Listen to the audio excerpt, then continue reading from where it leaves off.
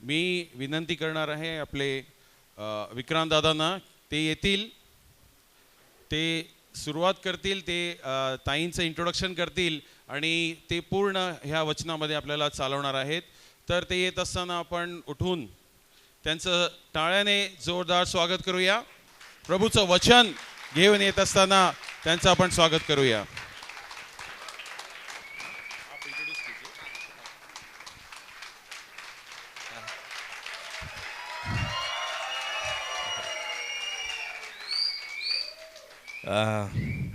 Praise Lord. सोए आप लोग अच्छे से? कल सीखने को मिला आप लोगों को सबको? आज कल ट्रेलर था, आज पिक्चर बाकी है।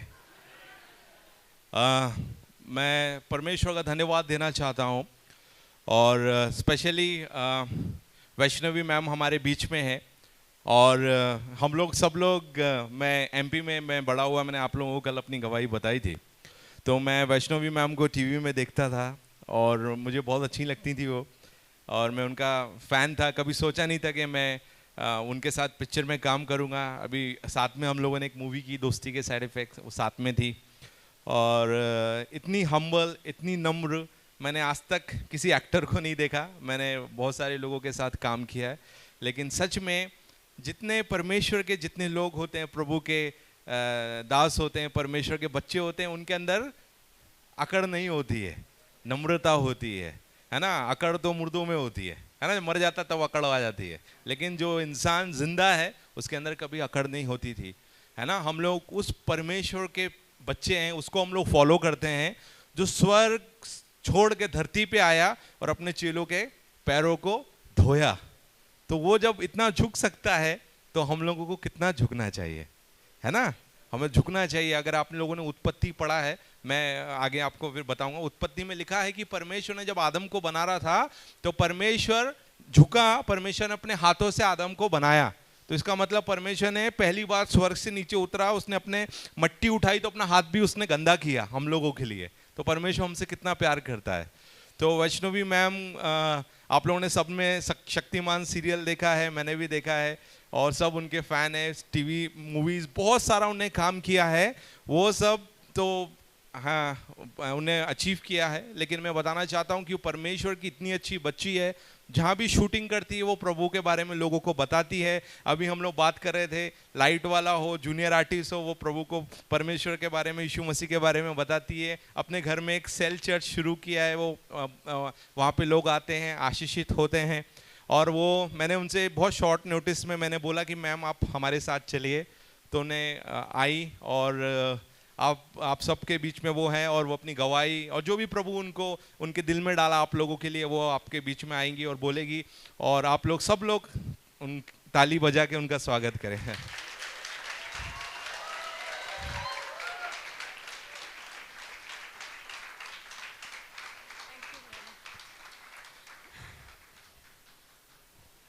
थैंक यू विक्रांत ब्रदर और पास्टर अशोक कि आप लोगों ने मुझे यहाँ पर बुलाया, सारी टीम, और इतना सुनहरा मौका दिया इन बच्चों के साथ इंटरैक्ट करने का। और कुछ दिल से भी बच्चे हैं यहाँ पे। आप सबको मैं बधाई देना चाहती हूँ कि आप लोग इतने मतलब अपने यंग एज में यहाँ आकर इकट्ठे होकर प्रभु की आराधना और स्तुति कर रहे हैं, उनके बारे में सीख रहे हैं। हमारे समय में हमें ये नहीं मिला था, मिलता तो शायद बहुत सारी चीज़ों से हम नहीं गुजरते। वैसे आप सब बैठ सकते हो प्लीज़, सॉरी।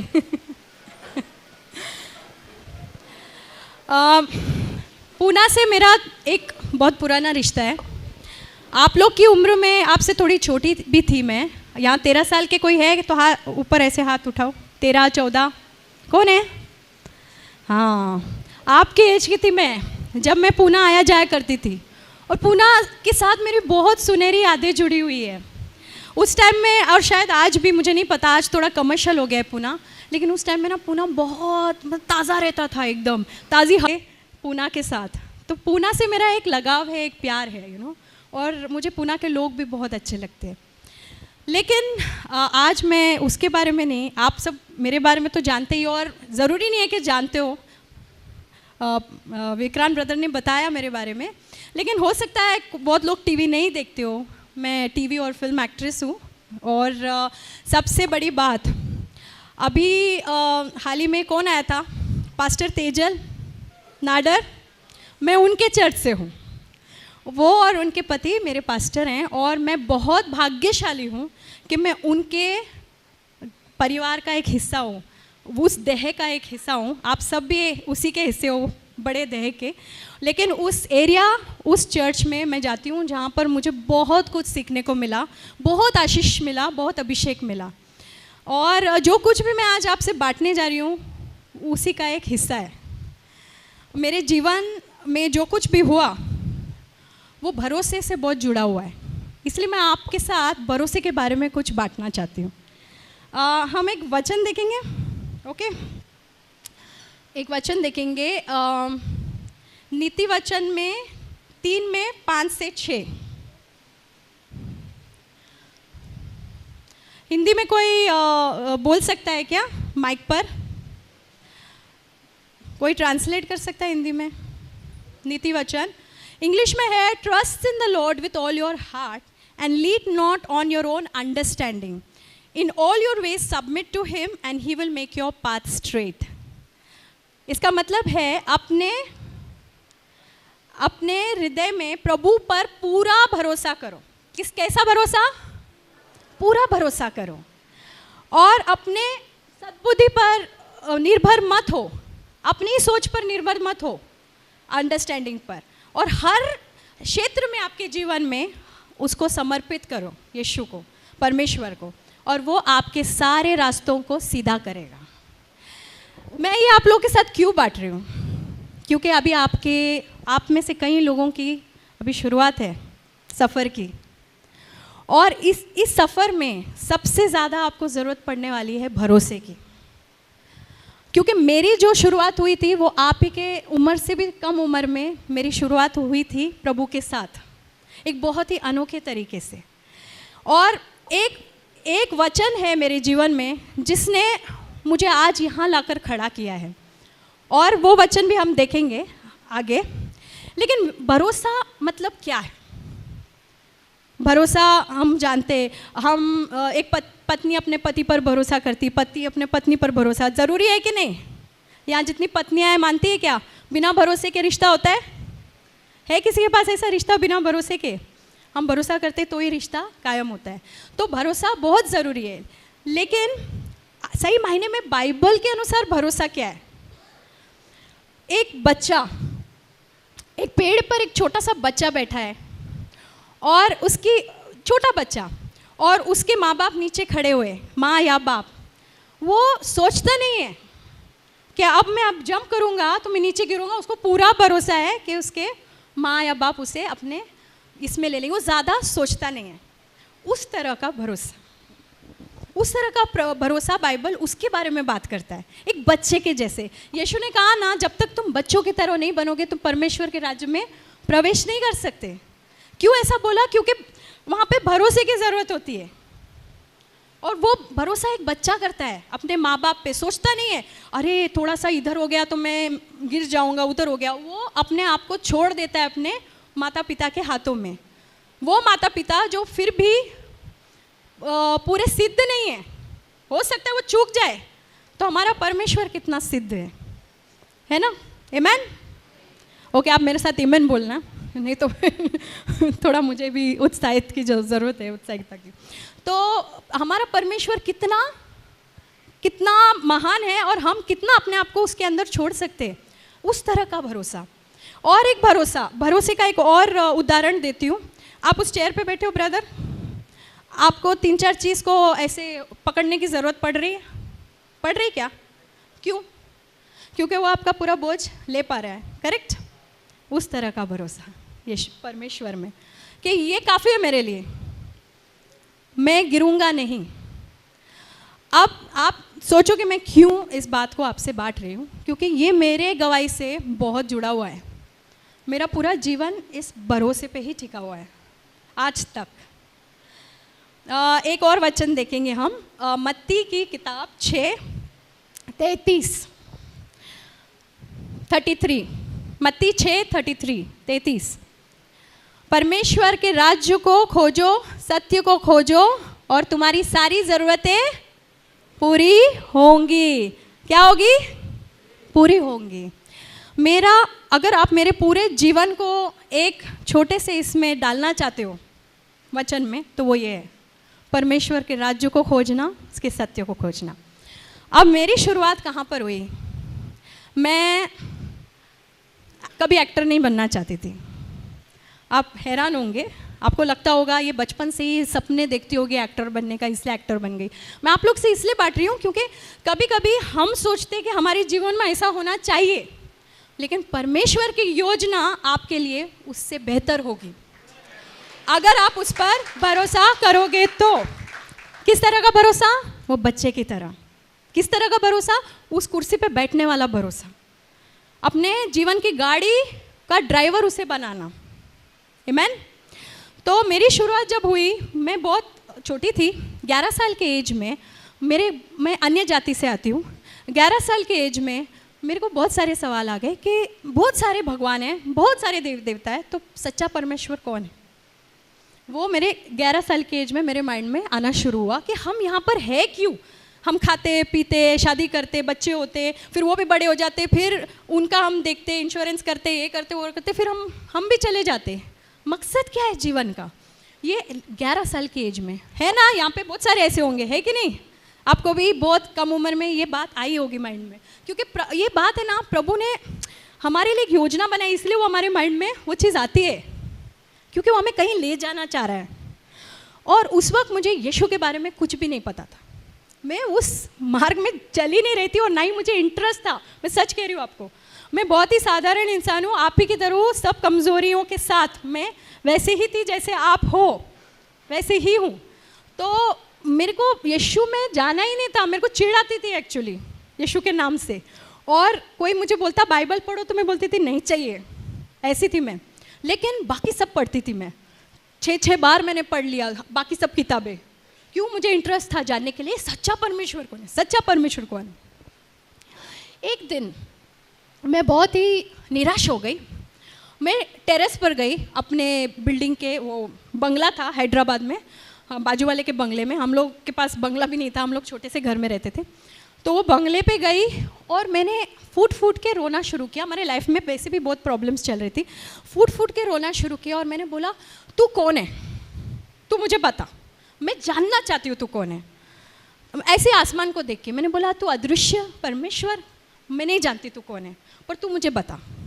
मैं तेरे को कोई नाम नहीं देती, कोई धर्म नहीं देती हूँ, बट तू मुझे अपने आप को प्रकट कर। मैं सब कुछ तेरे हाथों में छोड़ती हूँ। अब आगे क्या होगा तू ही देख ले, तू मुझे बता तू कौन है, बस। और मेरे को रातों को नींद नहीं आती थी इस बात को लेकर कि परमेश्वर कौन है एक्चुअली, वो एक जीवित परमेश्वर कौन है इतने सारे नामों में। और फिर ये मैंने बात उनके हाथों में छोड़ दी। मुझे साइंटिस्ट बनना था, पढ़ाई में बहुत रुचि थी मेरी। और हालांकि पढ़ाई में बहुत गैप्स आए प्रॉब्लम की वजह से। तो जब मैं 10वीं कर रही थी, मुझे लगा कि मैं कॉलेज भी जाऊंगी। मेरा प्राइवेट 10th कर रही थी, मैंने फॉर्म्स भी भर दिए थे। ये जब मैं 16 साल की थी, ये तब की बात है। तब तक ये सवाल और भी गहरा होता गया। मैंने गॉड से टेरेस पर ये रो के पूछा। उसके 3 महीने के अंदर कुछ ऐसा बड़ा हादसा हुआ, मेरे पिताजी गायब हो गए। वो मुंबई में रहते थे, हमारे खर्चे के लिए यहाँ से मुंबई से हैदराबाद पैसे भेजते थे। उसी खर्चे पे, उसी पैसे पे हमारा घर चलता था, रेंट, खाना पीना जो भी है। मैं, मेरी मम्मी और मेरी छोटी बहन। अब वो कहाँ गायब हो गए पता नहीं, ना पैसे आ रहे, ना फ़ोन आ रहा है। मुंबई फ़ोन कर रहे तो कुछ पता नहीं, कुछ पता नहीं। ये 3 महीने के अंदर जो मैं टेरेस पे जाके यीशु से, परमेश्वर से, यीशु तो तभी पता ही नहीं था, परमेश्वर से मैंने बोला, तू मुझे रास्ता बता, तू कौन है। ये 3 महीने के अंदर ये सब कुछ होने लगा। मेरा SSC कंप्लीट हो गया, तब तक कॉलेज के फॉर्म्स भरने तैयारी हो रही थी। इतने में ये हुआ, मम्मी बोली चलो मुंबई चलते, देखना पड़ेगा किधर है वो, वरना हम लोग गुजारा कैसे करेंगे, कोई नहीं हमारी मदद करने वाला, कोई भी नहीं। क्योंकि मम्मी भी बहुत गरीब परिवार से आती थी। तो डैडी थोड़े से पैसे वाले थे, लेकिन उनके भी बहुत सारे लिटिगेशन प्रॉब्लम्स, ये वो बहुत कुछ चल रहा था हमारे जीवन में। तो चलो हम मुंबई चलते। तो मुंबई आए हम लोग, ढूंढने लगे, उधार के पैसे लेके आए किसी से। ढूंढने लगे, एक छोटे से लॉज में ठहरे। आज भी वो लॉज वैसे के वैसा ही है उधर, airport palace, Santa cruise east में। अभी भी मैंने जाके पिक्चर्स निकाल के लाई वहाँ पे। हाँ, इट्स जस्ट लाइक दैट। कुछ बना नहीं, पेंटिंग नहीं हुई उस बिल्डिंग की ठीक से, वैसे के वैसे ही इतने सालों में। मैं 16 साल की थी तभी। तो उस लॉज में हम लोग ठहरे थे। 10-11 दिन ऐसे ही निकल गए, डैडी मिले ही नहीं। जिधर जिधर हम जाके ढूंढ सकते थे सब जगह ढूंढा, किधर भी नहीं मिले। मम्मी ने बाद में हमको बताया कि उसने सोचा पैसे ख़त्म हो गए, अगले दिन खाने के पैसे नहीं, 4 दिन होटल के पैसे नहीं भरे थे हम लोगों ने। होटल वालों को पता नहीं था, नहीं तो हमारा बोरिया बिस्तर बाहर कर देते, हमको फेंक देते थे बाहर। वो अभी तक मम्मी ने उनको बताया नहीं था कि हमारे पास पैसे नहीं। उनको लगा अब तक दिया है तो दे देंगे आगे। फिर मम्मी ने बताया कि उन्होंने प्लानिंग बनाई थी हमें जहर देकर हमको ख़त्म करना, खुद भी ले लेती थी अगले दिन, ऐसा उनका प्लान था। लेकिन उन्होंने सुना था यीशु के बारे में, बहुत पहले वो यीशु को मानती थी लेकिन पूरा सब छोड़ छाड़ चुकी थी। और अब उन्होंने सुना था एक चर्च के बारे में, तो वो बोली कि चलो चलते। तो मैंने बोला मेरे को नहीं आना है, मैं क्यों आऊँ, मेरे को ये कौन है ये परमेश्वर, मेरे को नहीं पता, ये खुद सूली पर है, ये मेरी क्या मदद करेगा, ऐसा मैं सोचती थी। और बोले नहीं तुम चलो, तुम लोग को मैं अकेला नहीं छोड़ सकती है होटल रूम में, तुम चलो, तुम लोग बाहर खड़े रहना, अंदर मत आना, तुमको नहीं विश्वास है। मैं बाहर ही खड़ी रही, मैं अंदर नहीं गई। इतना मेरे अंदर वो था कि नहीं जाना है मतलब नहीं जाना, मेरे को नहीं पता, जो चीज़ में मेरे को विश्वास नहीं, मैं क्यों मानूँ ऐसा। तो मैं बाहर खड़ी थी और उस वक्त मुझे पवित्र आत्मा कौन है कुछ नहीं पता, मैंने बाइबल पढ़ा भी नहीं था, एक पन्ना नहीं पढ़ा था बाइबल का। सडनली मुझे वहाँ पर ऐसा महसूस हुआ कि किसी ने ऐसे बकेट भर भर के मेरे ऊपर है ना ऐसा प्रेम उंडेल रहा है, ऐसा शांति, प्रेम, आनंद और जॉय जैसे पूरा मेरे आंखें ऐसे भर आई और मैं रोने लग गई, अनकंट्रोलेबल क्राइंग। मेरा पूरा शरीर ऐसे काँप रहा था और मुझे समझ में नहीं आ रहा मुझे उधर क्या हो रहा है। मैं बाहर वरांडा में खड़ी हूँ, अंदर भी नहीं गई, मुझे समझ में नहीं आ रहा है क्या हो रहा है। मम्मी बाहर आई तो बोली क्या हो गया, मैंने बोला कुछ हो रहा है मुझे। तो बोली चल चल अभी चलते। तो मम्मी रूम में आई, कुछ बुकलेट्स थे, वो दोपहर में भी प्रार्थना कर रही थी मम्मी। मेरी सिस्टर को भी इतना कुछ पढ़ा नहीं था, वो समझ ही नहीं थी, वो 12 साल की थी तभी। शाम के 6 बजे मैं अपने रूम का दरवाज़ा, होटल रूम का खोलते, वहाँ पे एक वरांडा है, 3 रूम ऐसे थे, 3 रूम ऐसे, नीचे रिसेप्शन था, छोटा सा लॉज था। बिल्कुल हमारे चौखट के बाहर, अगले दिन खाने के पैसे नहीं हैं, वो उस दिन लास्ट था हमारे पास खाने के पैसे, बिल्कुल हमारे चौखट के बाहर 100 रुपए का ऐसा bundle, just outside our door. ऐसे नोट जो बैंक से निकले हुए, जिस पे एक पेन या पान का दाग नहीं, उन दिनों में तो बहुत गंदे नोट होते थे, ऐसा नोट जैसे अभी किसी ने बैंक से निकाला हो, ऐसा नोट मैं हाथ में, मैं कांप रही हूँ, मैं मम्मी को जाके दिया तो मम्मी ने बोला कि इधर ही रख पैसे, बोलना मत पैसे हमारे पास है, नहीं तो कोई भी बोलेगा मेरा है करके, नीचे जा पूछ कि किसी का पैसा गुम हो गया है या चोरी हुआ है कि क्या है। हो सकता है कस्टमर जब सामने वाला हो उसके पॉकेट से गिर गया हो। नीचे जाके पूछा वो वेटर वो लोग से, तो बोले बेबी ऐसा क्यों पूछ रहे हो, ऐसा तो कुछ नहीं है। तो मैं ऊपर आके मम्मी को बोला ऐसा कुछ नहीं है। फिर हमने वो पैसे गिने, 4 दिन हमारे होटल का उसमें पैसा था, 4 दिन का वो भरने का, और आगे के 3-4 दिन हम 3 टाइम का खाना हम लोग तीनों खा सकते थे, उतना पैसा उस बंडल के अंदर था। मैं बोली कौन है ये भाई, पहली बार गए, मैं तो मानती भी नहीं हूँ, इतने जगह गए, इतना कुछ किया, जीवन ऐसा ही ऐसा ऐसा ऐसा जा रहा है, ये क्या है। एक तो मुझे उधर कुछ महसूस भी हुआ, तो मेरा माइंड वहीं से चेंज होना शुरू हो गया था कि कुछ तो है, something different about this Jesus Christ. तो मैं जानना चाहती, फिर मेरा पूरा वहाँ से उत्साहित था बड़ा, मैं और जानना चाहती हूँ यीशु के बारे में, ये कौन है जो शाम को जवाब आता है, सुबह में प्रॉब्लम और शाम को सल्यूशन। तो मैंने बोला मुझे जानना है। उतने में और भी बहुत सारे चमत्कार हुए। वो एक अंकल थे हमारे वहीं से, मैं जो साइंटिस्ट बनना चाह रही हूँ, मैं क्यों आपको ये बता रही हूँ, क्योंकि आप सब भी बहुत आशाएं लेकर बैठे होंगे, मुझे ये बनना है, मुझे वो बनना है, और हो सकता है कि प्रभु की भी इच्छा आपके लिए वो हो, तो वो ज़रूर आपके जीवन में पूरा होगा। लेकिन कभी कभी प्रभु की इच्छा हमारे लिए कुछ और होती है। क्यों? क्योंकि वो जानता है कि आपकी काबिलियत क्या है, वो आपको किस क्षेत्र में इस्तेमाल कर सकता है। ज़रूरी नहीं आपने जो सोचा वही हो, जो क्षेत्र प्रभु आपको लेकर जाएगा वहाँ पर वो आपका पूरा पूरा इस्तेमाल करेगा। कहाँ साइंटिस्ट और कहाँ एक्टर, ज़मीन आसमान का फ़र्क। तो उसके बाद एक अंकल थे जिनके यहाँ मैसेज मेरी मम्मी ने छोड़ा हुआ था, बहुत पुराने पहचान के, जिन्होंने मेरे को बचपन में, आप में से कितने ने देखा है पता नहीं, वीराना फिल्म की थी मैंने, एक हॉरर फिल्म थी जिसमें मैंने हीरोइन के बचपन का रोल किया था। मैं 9 साल की थी तभी, हॉरर फिल्म। तो वो अंकल ने मुझे करवाया था, वो हॉरर फिल्म के राइटर थे। वो आए, वहाँ मैसेज छोड़ा था, वो आउट ऑफ टाउन थे, वो भी सही समय पर आए जब हमारा ये पैसा ख़त्म होने को आ रहा है। वो आ गए, आगे उन्होंने हमारी और मदद की। और सबसे बड़ा चमत्कार, वो वहाँ बैठते हैं, एक फ़ोन लगाते हैं, एक बहुत भले मानुस को, जो एक फैमिली टाइप आदमी थे, बिजनेसमैन थे, उन्होंने फिल्म बनाने की सोची थी लेकिन उनका फिल्म फ्लॉप हो गया था। तो उन्होंने एक ऑफिस कम रेजिडेंस जैसे लेके रखा था शास्त्री नगर, लोखंड वाला, बहुत पॉश एरिया में। अब वो 8 महीने का रेंट भर चुके थे वहाँ पे, और वो ऑफिस यूज़ ही नहीं कर रहे थे, और वो जो लैंडलॉर्ड थी वो पैसे वापस नहीं कर रही थी, बोली कि 8 महीना रह के आप छोड़ दो। वो खाली घर ऐसे ही पड़ा था, फुल्ली फर्निश्ड। इनको उसी वक्त उनकी याद आना, ये उनको फ़ोन करके बोलते हैं कि एक फैमिली है, परिवार, इनके डैडी अभी तक इनको मिले नहीं हैं। तो उनके खुद के 3 बेटियाँ, तो उनको भी फीलिंग हुई, वो ममता जगी उनमें, और बोला कि इनको आने दो, रहने दो, जब तक इनके डैडी मिलते 2-3 महीना। हम सीधा एक लॉज रूम से सीधा एक पूरे बहुत ही फुली फर्निश्ड टीवी फ्रिज वाले घर में हम लोग शिफ्ट हो गए, और वो भी बिना किसी मतलब, बिना किसी गलत इसके। मैंने ऐसा प्रभु का, मैं अभी इतना समय नहीं है मैं सब बांटूं, पर इतनी चीज़ें हुई, अनबिलीवेबल चीज़ें, जैसे मतलब आप सोच नहीं सकते। प्रभु ने जो कहा ना, तुम विश्वास करोगे, तुम पहाड़ से कहोगे यहाँ से वहाँ हो जा, और वो होगा।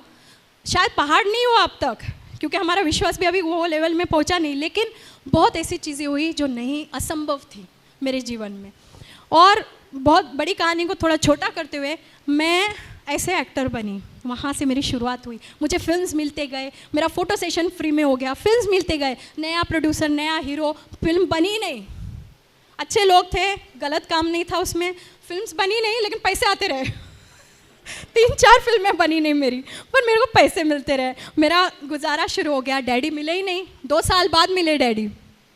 अब वो दूसरी कहानी मैं बोलना नहीं चाहती, लेकिन वो 2 साल तक नहीं मिले। 2 साल तक पिता परमेश्वर ने हमारी रक्षा की, पिता परमेश्वर ने हमें देखा, हमें उस मोड़ पर आने नहीं दिया जहाँ पे गेम ख़त्म, क्या बोलते हैं बंटा लैंग्वेज में, गेम ख़त्म, खलास, वो नहीं होने दिया, और हमें सुरक्षित संभाल कर रखा, हमारी सारी ज़रूरतें पूरा करता गया। और मैं ये नहीं कह रही हूँ कि सब कुछ स्मूथ हो गया, वो भी गलत होगा। परीक्षाएं आई और आती हैं। आप में से अभी कितने स्टूडेंट हैं, हाथ ऊपर करेंगे, कितने स्टूडेंट हैं यहाँ पे? आप फर्स्ट स्टैंडर्ड से सीधा अभी 9th में होगा, 10th college first year, first standard से कॉलेज में आए, सीधा फर्स्ट स्टैंडर्ड से कॉलेज में। कितनी परीक्षाएं दी? कम से कम 10 से 11 परीक्षा, तब जाके फर्स्ट ईयर में आए ना। वैसे ही प्रभु के राज्य में भी परीक्षाएं होंगी, क्योंकि अपने को किधर जाना है, दूसरे लेवल में जाना है। इसीलिए प्रभु हमें हमारे नाश के लिए परीक्षा नहीं देता है, हमारे उन्नति के लिए हमें परीक्षा देता है। तो परीक्षाएं बहुत सारी हुई, आमीन। लेकिन प्रभु हर एक से रास्ता बनाता गया, और उसके साथ साथ कुछ और भी होता गया। कैरेक्टर, आज मैं जो हूँ, आप मेरे से कुछ 5-6 साल पहले मिलते, मैं ऐसी नहीं थी। I am not joking. घमंड, गुस्सा, आज भी गुस्से से थोड़ा मेरा पाला पड़ते रहता है, आई एम सॉरी, है मेरे अंदर, प्रभु काम कर रहा है, गुस्सा है अभी भी, बट घमंड, और कभी कभी वो निकल के आता है। आप भी नोट किए होंगे ना, जब कभी कभी समस्या ऐसी हो जाती है तो हमारी परीक्षा होती है, और हमको सब तब पता चलता है कि हमारे अंदर अभी भी कितना कुछ है बदलने को। तो घमंड, ये किससे बात नहीं, सबको नीचा देखना, ये सब मेरे अंदर था। लेकिन जैसे जैसे परीक्षाएं होती गई, और उसके बाद प्रभु ने हर परीक्षा के बाद उठाया, आशीषित किया, और कैरेक्टर भी बिल्ड होता गया, चीज़ें बदलती गई अपने अंदर। मेरे परिवार वालों ने देखना शुरू किया, जो मेरे विरोध करते थे कि तुम ये प्रार्थना में क्यों जाती हो, ये प्रार्थना गलत है, इधर मत जाओ, ये लोग गलत है, ये पास्टर लोग गलत है, ऐसा ऐसा बोलते थे। आज वो भी आते हैं प्रार्थना में। आमेन। क्यों? क्योंकि उन्होंने कुछ देखा, और वो काम अगर हम प्रभु को अपने ऊपर करने नहीं देंगे ना तो वो नहीं होएगा। वो अपने ऊपर निर्भर है। देखो, स्वर्ग तो हम लोग जाएंगे ही जाएंगे जब तक हम यीशु को पकड़ के रख रहे हैं कि वो हमारा उद्धार करता है और हमारा प्रभु है, सिर्फ और सिर्फ वो, तो हम तो स्वर्ग जाएंगे क्योंकि प्रभु का वचन है वो। लेकिन हमारे जो वहाँ पर हमें मिलना है बहुत सारी चीज़ें, और हमारा कैरेक्टर, वो सब इस पर निर्भर होता है कि हम कितना प्रभु के लिए अपने हृदय को खोलते हैं, कितना उन पर, मैं जो शुरुआत किया था, कितना उन पर भरोसा करते। बहुत बहुत ज़रूरी है। और फिर 2006 में मेरे जीवन में एक बहुत बड़ा चेंज आया। तब तक मैं यीशु में सिर्फ है ना एक धर्म के नाम पर विश्वास करती थी। यीशु था, सिर्फ यीशु, लेकिन धर्म के द्वारा। आप समझ रहे हो, एक धार्मिक क्रिश्चियनिटी भी है ना, धर्म के द्वारा। लेकिन ये new life, born again life मुझे समझ में नहीं आ रहा था। बाइबल मैं बाकायदा पढ़ती थी, मुझे बहुत शौक था, मेरे अंदर एक आग थी बाइबल पढ़ने के लिए, मैं बहुत पढ़ती थी, आज से ज़्यादा वो तब पढ़ती थी बाइबल। तो बाइबल में ऐसे ना बहुत मतलब भूख और प्यास के साथ पढ़ती थी। तो मेरे को बहुत सारी चीज़ें दिखती थी, लेकिन वो जहाँ मैं जाती थी प्रार्थना में, वहाँ वो चीज़ें मेरे को नहीं दिख रही थी। बदलाव, चेंज, वो मिरेकल्स लाइफ में, मिरेकल्स इन द सेंस के चंगाइयाँ जो यीशु बोलता है आज भी होगा मेरे नाम में, वो सब मुझे नहीं देखने को मिल रहा था। मैं फिर से सवाल मैंने यीशु से किया कि प्रभु कुछ और है, बताओ मुझे, कुछ तो है, कुछ गड़बड़ है, क्योंकि आपका वचन सच्चा है, आप सच्चे हो, लेकिन कुछ तो है जहाँ सही नहीं जा रहा है। और फिर प्रभु ने बोला अब ये रेडी हो गई है। मैंने बोला ना लेवल होता है, अब ये रेडी हो गई है वहाँ आने के लिए। पहले भी लोगों ने मुझे बुलाया था, लेकिन मैं बोलती थी ये लोग है ना सब ब्रेन वॉशिंग करते, मैं नहीं जाऊँगी हमारे न्यू लाइफ फेलोशिप और बॉर्न अगेन चर्च में होती, नहीं जाऊँगी, नहीं जाऊँगी, नहीं जाऊँगी। एक दिन रात को प्रभु ने मुझसे, वो मेरे से बात करते थे हाँ वचन के द्वारा, और मुझे बोला जाओ मैं भेज रहा हूँ तुमको। तो मैं गई वहाँ पे, तुम्हारी उम्र का 19 साल का एक लड़का, पहली बार मैं गई, वो आया था, सीजू मैथ्यू उसका नाम, वो आया केरला से, और वो खड़ा है माइक पर, और मैं बोल रही हूँ मेरे से बहुत छोटा, और वो ऐसे बात कर रहा है जैसे वो 70-80 साल का आदमी, बहुत सारा ज्ञान लेकर। मैं बोली कौन है भाई, और मेरे सारे सवालों का जवाब वो दे रहा है माइक पर। और उस वक्त तक ना मुझे ये सब मेरा बिलीव नहीं होता था कि पवित्र आत्मा के द्वारा आप नीचे गिर जाते हो, और उनके स्पर्श से आप आप भर दिए जाते हो। अनॉइंटिंग का मुझे इतना समझ नहीं था। तो वहाँ मैं देख रही थी, जब प्रार्थना खत्म हुआ सब लोग ऐसे आगे जा रहे हैं और सब गिर रहे हैं नीचे। मैंने बोला ये मेरे हो ही नहीं सकता, क्योंकि ये रियल नहीं है। ऐसा मेरा माइंड सेट ऐसा था। मैं आगे गई और उन्होंने मेरे को छुआ भी नहीं, उसका आंख बंद था वो ब्रदर का, और वो ऐसे आंख बंद करके बोलते हैं बेटी क्या चाहिए आपको, इंग्लिश में बोलते हैं। मैं बोली बेटी, ये मेरे से कितना छोटा है एज में, मुझे बेटी बोल रहा है। तो मैंने बोला ये नहीं है, ये ज़रूर प्रभु बोल रहा है इसके ज़रिए। मैंने बोला मैं चाहती हूँ कि यीशु मेरे जीवन का पूरा नियंत्रण ले ले। ऐसा मेरे मुंह से निकला, पता नहीं क्यों, उस वक्त वो मैं भर गई थी उससे। पूरा नियंत्रण यीशु ले ले। उसने बोला ऐसा ही हो तुम्हारे साथ, सिर्फ इतना बोला वो ब्रदर ने, एक हवा का झोंका जैसे आया, और वो बपतिस्मा था पवित्र आत्मा का। मैं नीचे फ्लैट ज़मीन पर, प्रेज गॉड। और मैंने बोला ये क्या है, अमेजिंग एक्सपीरियंस। मैंने बोला क्या है ये, और फिर मैंने जाना, पहली बार मेरी आंखें खुल गई। इतनी बार बाइबल पढ़ा, ऐसा होता है ब्रदर सिस्टर, ऐसा होता है कि हम 10 बार भी बाइबल पढ़ते लेकिन हमारी आंखें खुलती नहीं है। वही वचन मैंने कितनी बार पढ़ा कि यीशु हमारे पापों की क्षमा के लिए धरती पर आया, क्रूस पर मारा गया, गाड़ा गया, तीसरे दिन जिंदा हुआ ताकि हमें अनंत जीवन मिले। लेकिन मेरी समझ में नहीं आया था तब तक। हाँ, यीशु को मानती थी, मुझे पता था कि यही सत्य मार्ग है, बाइबल ही सच्चा है, लेकिन ये आंखें खुली नहीं थी। उस दिन मेरी आंखें खुल गई और मेरा उद्धार हुआ, और उसके बाद फिर मेरा जीवन बहुत बहुत अलग हो गया। अब सिर्फ चीज़ें और मटेरियल चीज़ों के लिए नहीं, आत्मिक उन्नति चालू हो गई। पहले तो बहुत सारी चीज़ें लाइफ में हुई, सक्सेस मिला, मैं एक्टर बन गई, बहुत कुछ हो रहा था, लेकिन आत्मिक उन्नति नहीं हो रही थी।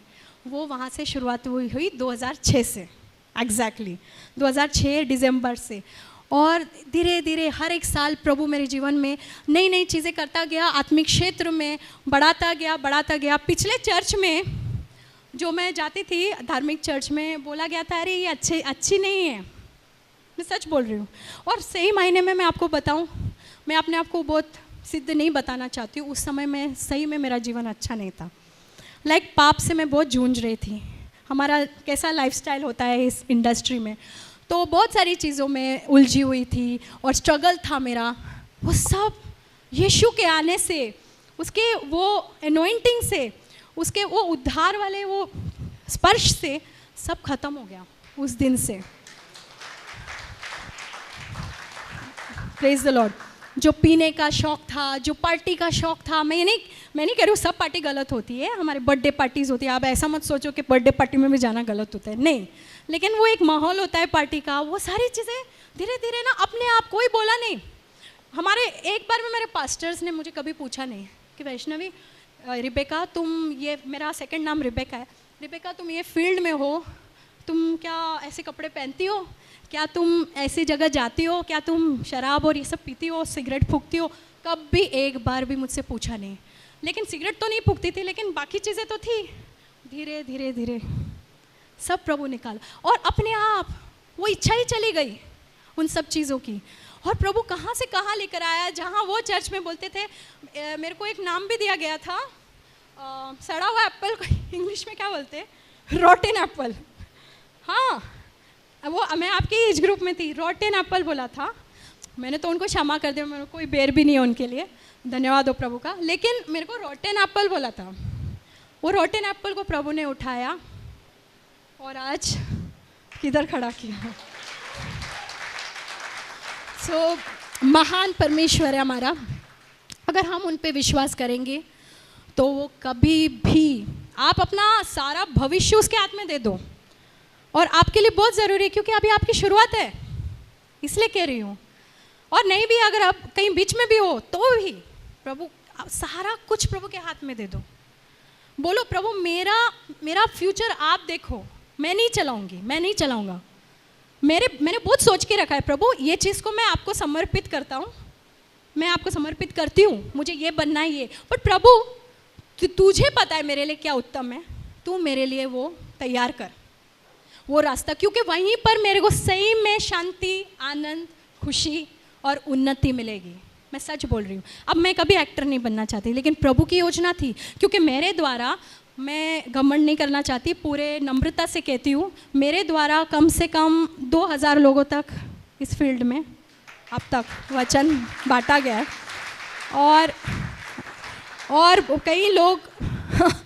कई लोग घर पे आते हैं, फोटोग्राफ लेके आते हैं एक्टर बनने के लिए, भेजे गए मेरे घर पे, आज वो मिनिस्टर बन गए हैं। तो धन्यवाद हो प्रभु का। क्यों? मैं तो कहाँ साइंटिस्ट, कहाँ लैब में मैं कुछ कर रही होती, या वो टेलीस्कोप में कहीं देख रही होती अंतरिक्ष में। कहाँ है अंतरिक्ष में? किसको बचाना है, किसका उद्धार करना है अंतरिक्ष में? कोई नहीं है उधर, नहीं है। वो नासा बोलते रहता है बहुत कोई है, पर आज तक कोई मिला नहीं उधर। सब इधर ही है, यहीं पर करना है, यहीं पर प्रभु का कार्य करना है, यहीं पर वचन बांटना है, यहीं पर हमें प्रभु की योजना अपने जीवन में पूरी करनी है। और सही मायने में हमारी सबसे बड़ी योजना जो प्रभु बोल के गया है कि तू मेरे राज्य को खोज, यानी कि तू वचन बांट दुनिया के छोर तक, मैं सदा तेरे साथ हूँ। वो सबसे बड़ा जो आज्ञा प्रभु ने दिया है, वही हमारे जीवन की सबसे बड़ी योजना है। चाहे हम जीवन के कोई भी क्षेत्र में क्यों ना हो, आप स्कूल में होंगे, आप कॉलेज। अब मेरी बेटी का उदाहरण, आज वो इधर आई नहीं, वो 16 साल की है, इसलिए मैं जानती हूँ, मैं आप लोग के जीवन से बहुत ही मतलब वंचित हूँ मैं, कि आप किस दौर से गुजरते हो ये इस वक्त और आज के दौर में, क्योंकि मेरा दौर कुछ और था। तो मेरी बेटी भी 16 साल की है, सारे स्ट्रगल सब मैं जानती हूँ। तो वो मेरे को स्कूल में बुलाया गया था, क्योंकि उसका 8 साल में उसका उद्धार हो गया था। मेरे को स्कूल में बुलाया गया था कि आपकी बेटी वचन बांटती है, ज़रा उससे कहो कि ना बांटे। तो ये है प्रभु की योजना, उसके लिए ना तो कोई उम्र है। और मुझे अच्छा लगा, मैं उनके सामने तो चुप थी, लेकिन अंदर से मैं बहुत खुश हो रही थी कि सही मार्ग पे चालू हो गया उसका चलना। तो अच्छा कंप्लेन, ये बहुत अच्छा वाला कंप्लेन था। तो वही है। हाँ, जो माँ बाप यहाँ बैठे हैं, हम अपने बच्चों को सबसे बेस्ट क्या दे सकते हैं? प्रभु यीशु। अगर उनको शुरुआत से प्रभु यीशु दे दिया ना, स्ट्रगल होंगे, मैं नहीं कह रही हूँ नहीं होंगे, क्योंकि दुनिया देखो कैसी हो गई है। मीडिया, सोशल मीडिया साइट्स, बहुत कुछ है वहाँ पर खींचने के लिए, लेकिन अगर यीशु उनके दिल में बस गया ना, वो संभाल लेगा सब कुछ। मैं सच कह रही हूँ, अपने बच्चों को भी संभाल लेगा, हमको ज़्यादा टेंशन लेने की भी ज़रूरत नहीं है। और जवान लोग जो यहाँ बैठे हैं, जो अभी शुरुआत कर रहे हैं, आप अपना जीवन अगर प्रभु को दोगे पूरी तरह से, तो वो आपका इस्तेमाल करेगा। वो ऐसा नहीं है यूज़ एंड थ्रो, वो कभी ऐसा नहीं करता, यूज़ एंड थ्रो नहीं करता। वो यूज़ आपको करता है आपके ही भले के लिए, आमेन, और आपके पड़ोसी के भले के लिए। तो वो हम सब के लिए ही करता है जो भी करता है, क्योंकि ना तो हम उसमें कुछ एक चीज़ डाल सकते और ना ही एक चीज़ यीशु से निकाल सकते। तो कभी हमें ये नहीं सोचना मैं उसके लिए इतना कुछ कर रहा हूँ। हम यीशु के लिए कभी कुछ नहीं कर सकते, कभी भी नहीं। हम लोग कभी घमंड नहीं कर सकते कि हमने यीशु के लिए ये किया वो किया। तो बस मेरी आप सबसे यही गुजारिश है, सारे जवान लोग यहाँ पे, कि आप अपना जीवन यीशु को दो और पूरा भरोसा करो, एक बच्चे की तरह जो अपने आप को अपने माँ बाप के हाथ में ऐसे फेंक देता है, वैसे यीशु के हाथ में फेंको।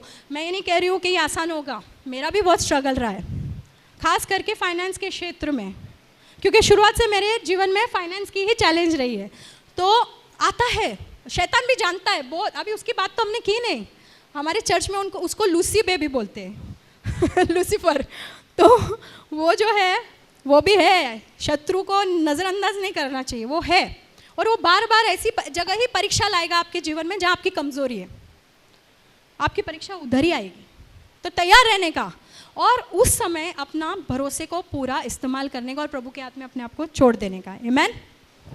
और फिर देखना प्रभु आपके भविष्य को, क्योंकि यीशु का वचन बाइबल ही कहता है कि मेरे पास तेरे लिए एक योजना है तेरे भविष्य के लिए, ना कि जरमाया में है आई थिंक, ना कि तेरे सर्वनाश के लिए। एक अच्छी योजना है, आमेन।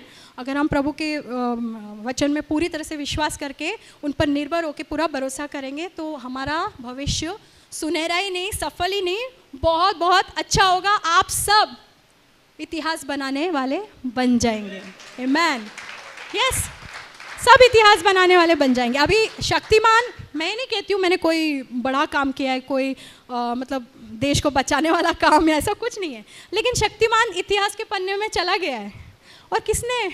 प्रभु ने ही किया मेरे जीवन में, धन्यवाद हो उनका। और आने वाले कल में बहुत कुछ होने वाला है, मुझे पता है। अभी वो क्या कहा ब्रदर ने, पिक्चर अभी बाकी है, अभी ख़त्म नहीं हुई है पिक्चर, आमेन। सो आइए हम खड़े होकर प्रभु के लिए गाना गाएंगे, फिर मैं ब्रदर विक्रांत को कहूँगी आने के लिए। एक गाना गाए, ओके रेडी? कितनों को ये गाना मालूम है? अम्मी आभारी रे, मेरा फेवरेट गाना है वो, आमेन। गाएंगे? ओके।